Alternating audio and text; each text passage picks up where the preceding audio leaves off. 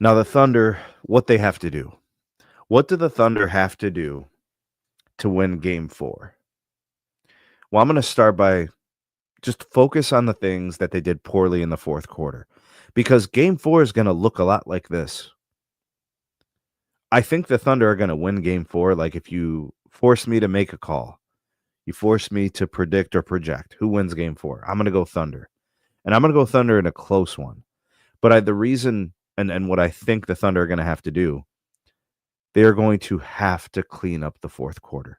You can't have 4 or 5 turnovers, 6 turnovers in the fourth quarter. That cannot happen. The fourth quarter has to be clean. It's got to be like turnover free. Like maybe one, right? You got to play super clean. And that turnover cannot happen inside the last minute because if the game is close and the Thunder turn over the ball, Halliburton's going to get the ball.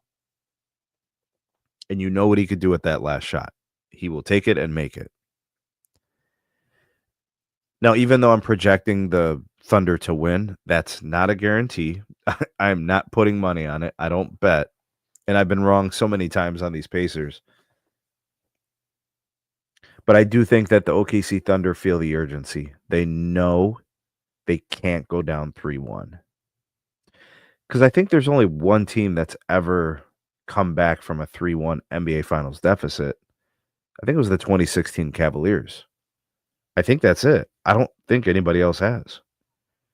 So you would be basically saying the Thunder would have to do the hardest thing to do in the NBA Finals that's only happened once before, and they're going to be the second team to do it. You know, what's the likelihood of that happening, right? Very, very low. Just do the stats on that, right? So I think the Thunder come out with their hair on fire. I think they bounce on the Pacers early. I think the Pacers punch back, and it becomes a dogfight the rest of the way.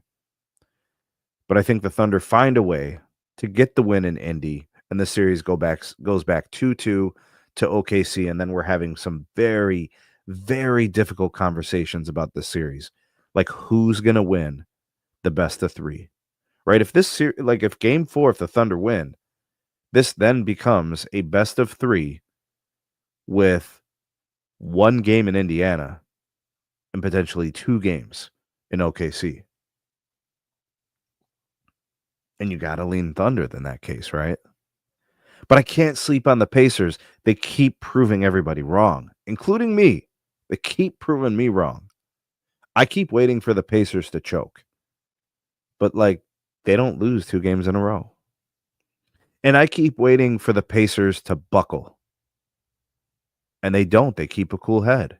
And I keep waiting for them to choke and stop believing in themselves and just abandon their team philosophy. But their resilience is through the roof. Like, this is how you build a team. Rick Carlisle and his guys, their philosophy, they stick to it. They don't deviate from their plan. They believe in themselves and each other, and they just find a way. You can't sleep on these Pacers. So I am picking the Thunder to win game 4. Maybe it's kind of selfish, right? Maybe I'm looking at this from a fan perspective. So I like the Thunder and I like the Pacers. I think they're amazing teams. But objectively speaking, because my team was bounced out of the playoffs by the Pacers, there's a part of me that wants the Pacers to win. I love to see people be wrong, even if it means I have to be wrong. I've been a firm believer of the Thunder all year long. I did not believe in the Pacers all year long. In fact, I didn't even really look at the Pacers until the very end of the year, like the last few weeks. And I said, okay, this team's getting hot at the right time. This